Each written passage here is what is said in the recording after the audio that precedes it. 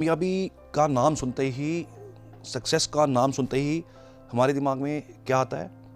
ढेर सारा पैसा, गाड़ियाँ, बंगला, ढेर सारा साजो सामान, आपका हर दुनिया की हर चीज़ आपके कदमों में। लेकिन सक्सेस सिर्फ ये नहीं होती।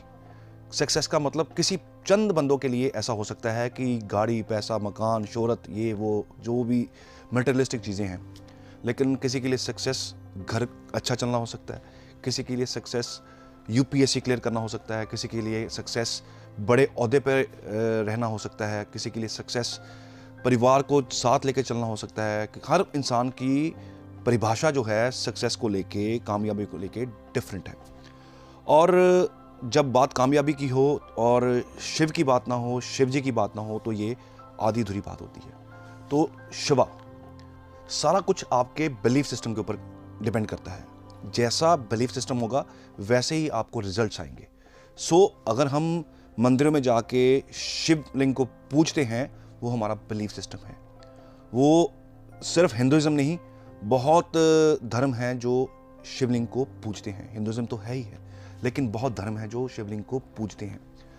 आज अवेयरनेस इतनी है, सोशल मीडिया का ज़माना है, हर इंसान को पता है कहाँ जाके क्या करना है, कहाँ से क्या चीज़ मिल सकती है, कहाँ से क्या मिल सकता है। अब सक्सेस की बात हो, शिव की बात हो और कैलाश पर्वत की बात ना हो, तो ये भी आधी अधूरी बात होगी। अब जो इंसान कैलाश पर्वत पे गया है या उस तक गया है, क्योंकि कैलाश पर्वत पर तो किसी का भी पहुंचना इम्पॉसिबल है। हमने इतनी तरक्की कर ली, चांद तक पहुंच गए हम, लेकिन कैलाश पर्वत के चोटी पर नहीं पहुंच सके। हालांकि ऑफिशियली कोई नहीं पहुंच सका।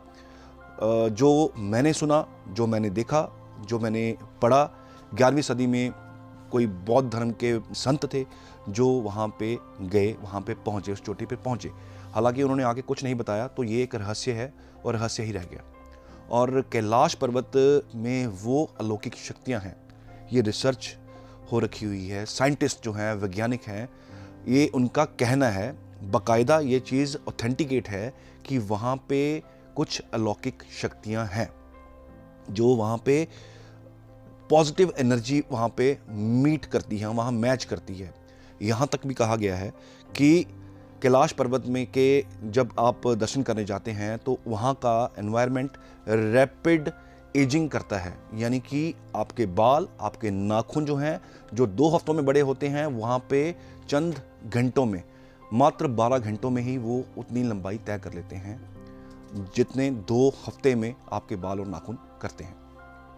कुछ ना कुछ तो वहाँ पे मानने वाली चीज़ है। कोई माने या ना माने, अलौकिक शक्तियाँ वहाँ पे डेफिनेटली वास करती हैं। ये मैं अगर तजुर्बे की बात करूँ तो तजुर्बा ये कहता है कि अगर आप वहाँ पे हो आए, अगर आप वहाँ के दर्शन कर आए, तो आपके अंदर चेंज आ जाता है, बहुत चेंज आ जाता है इंसान की सोच में। हालांकि इंसान तो वही है, कुछ वो चेंज नहीं कि इंसान ही बदल गया। वहाँ पे जाके चेंज ऐसा है कि आपके अंदर चेंज, विचारों में चेंज, जीवन जीने का तरीका जो है वो बदल जाता है। ये बहुत स्ट्रॉन्ग बिलीफ सिस्टम हमारा जो है, इसके ऊपर भी वर्क करता है। हम किसी भी चीज़ को अगर दर्शन करने जाते हैं, मानते हैं, वहाँ जाके दर्शन करते हैं, तो हमारा बिलीफ सिस्टम साथ साथ काम करता है। सबसे ज़रूरी बात है बिलीफ सिस्टम। हालांकि ऑथेंटिकेट है, दुनिया भर के 30 अलग अलग साइंटिस्ट ने यहाँ तक कह दिया कि ऊपर ना पहुँचने का कारण, वहाँ पे कोई किसी के ना पहुँचने का कारण या ये भी है कि वहाँ पे हिम मनुष्य रहते हैं जो वहाँ पे पहुँचने वाले इंसान को वहाँ पे रहने नहीं देते या उनको मार देते हैं। ये हालांकि ये चीज़ कही गई है, लेकिन वहाँ पे अभी तक ऑफिशियली कोई नहीं पहुँच पाया। लेकिन एनर्जी जो है बहुत हाई लेवल की एनर्जी है, बहुत बहुत पॉजिटिव एनर्जी है, इंसान के विचारों में चेंज लाने वाली एनर्जी है, वो एनर्जी वहाँ पे पाई जाती है। इन अलौकिक शक्तियों को एक्सिस मुंडी का नाम दिया गया है। ये अलौकिक शक्तियाँ प्रूवन हैं। वहाँ पे कुछ तो डिफरेंट है, कुछ तो अलग है वहाँ पे, जो वहाँ पे इतनी एनर्जी है। वहाँ पे जाके इंसान को खुद महसूस होता है कि मैं खुद बदल रहा हूँ। वहाँ का वातावरण, वहाँ का एनवायरनमेंट, वहाँ का जो दृश्य है, वो बताने में, एक्सप्लेन करने में और दिखाने में और एक्सपीरियंस करने में बहुत ज़्यादा उसमें जो है डिफरेंस है। अगर कभी भी आपको मौका लगे, सब कुछ ठीक हो, तो आप वहाँ के दर्शन करके आइएगा। साक्षात आपको ये महसूस होगा कि वहाँ पे साक्षात शिव जो हैं वहाँ पे विराजमान हैं। हालांकि ये भी कहा जाता है कि वहाँ पे शिव साधना करते हैं, वहाँ पे ओम का सिंबल जो है वो उस पवित्र पर्वत के ऊपर है। ये भी कहा जाता है कि शाम के टाइम वहाँ पे स्वास्तिक का निशान जो है वो भी वहाँ पे देखा जाता है। अब इतनी चीज़ें जो हैं वो कोई इत्तेफाक नहीं हो सकता, कुछ तो एनर्जी वहाँ पे है। अब बात कर रहे हैं हम शिव जी की, और बात कर रहे हैं हम एस्ट्रोलॉजी की, और बात कर रहे हैं हम ज्योतिष के रहस्यों की। अब कुंडली के अंदर शिव योग का नाम किसी ने सुना नहीं होगा, लेकिन इतने बड़े देव और कुंडली के अंदर विराजित ना हो, ऐसा हो नहीं सकता। किसी किसी कुंडली के अंदर ये विराजित होते हैं। सो ये योग कैसे बनता है, एस्ट्रोलॉजर्स जो स्टडी करते हैं उनके लिए बड़ी एक नई चीज़ है। आप कुंडली का पंचम लॉर्ड देखिए। पंचम लॉर्ड कहाँ गया? भाग्यस्थान में। भाग्यस्थान का लॉर्ड कहाँ गया? 10वें स्थान पे। और 10वें का लॉर्ड कहाँ गया? 5th हाउस में, पंचम स्थान में। यानी कि एक ट्रायंगल बना, त्रिकोण का कनेक्शन बना केंद्र के साथ। अगर ऐसा कॉम्बिनेशन हो तो आप मानिए आपकी कुंडली में शिव योग है। और ये शिव योग इंसान, जो लोग तरक्की किए हुए हैं, जिन्होंने बहुत बड़े ओहदे लिए हैं, जिन्होंने दुनिया से हट के कुछ किया है, बहुत बड़ा कुछ किया है, बहुत बड़े पदवी पर बैठे हुए हैं, उच्च पद में हैं, इन लोगों की कुंडली में शिव योग आमतौर पर देखा गया है। मैं दोबारा रिपीट करता हूँ, पंचम लॉर्ड भाग्यस्थान में 9th हाउस में, 9th लॉर्ड 10वें घर में, 10वें लॉर्ड फिर पंचम घर में, यानी कि तीनों का आपस में जो है कनेक्शन बना हो तो ये शिव योग कहलाता है। ये अगर कुंडली में है, आपके बच्चे की कुंडली में है, बच्चा पैदा हुआ है, तो मान लीजिए ये बच्चा बहुत बड़ी पदवी पे जाने वाला है।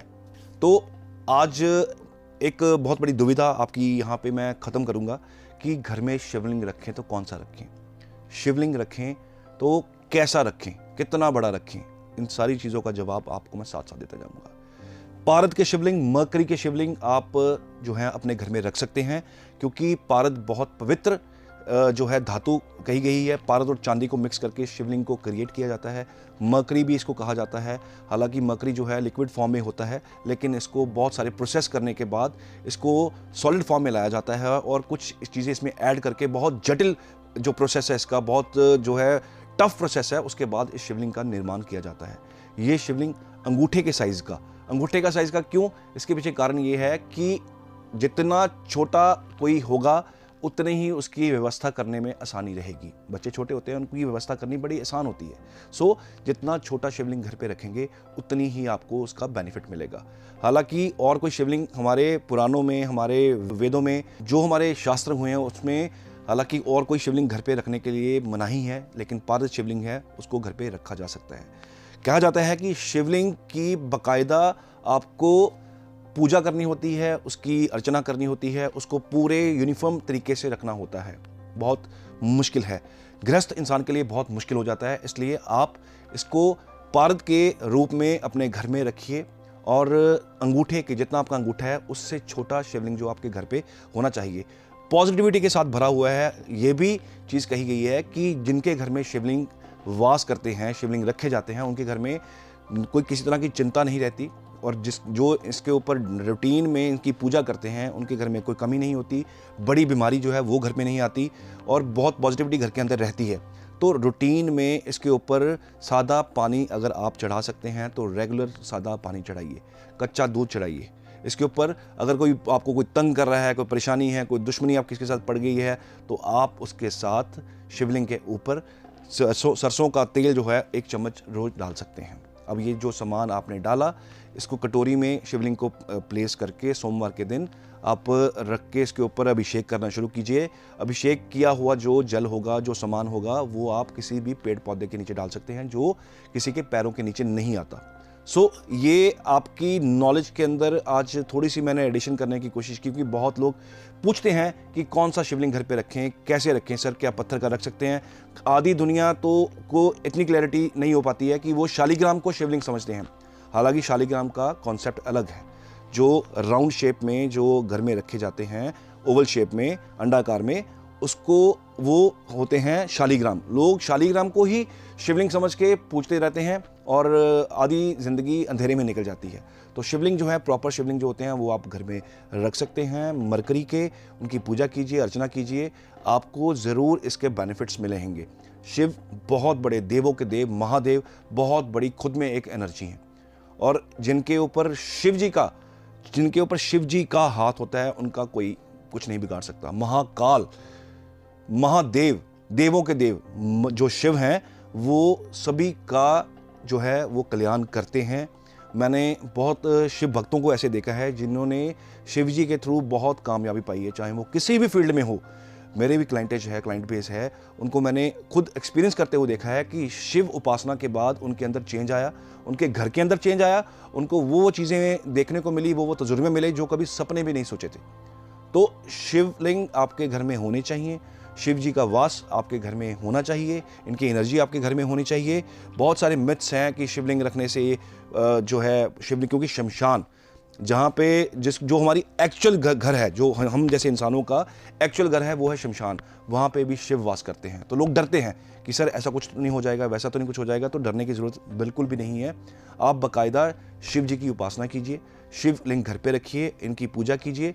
और 2-3 चीज़ें मैं साथ में और बता दूं, अगर आप ज़िंदगी में कामयाब नहीं होते तो संकल्प लीजिए, 90 डेज़ का, 90 दिनों का संकल्प लेके शिवलिंग के ऊपर सादा पानी चढ़ाना शुरू कर दीजिए।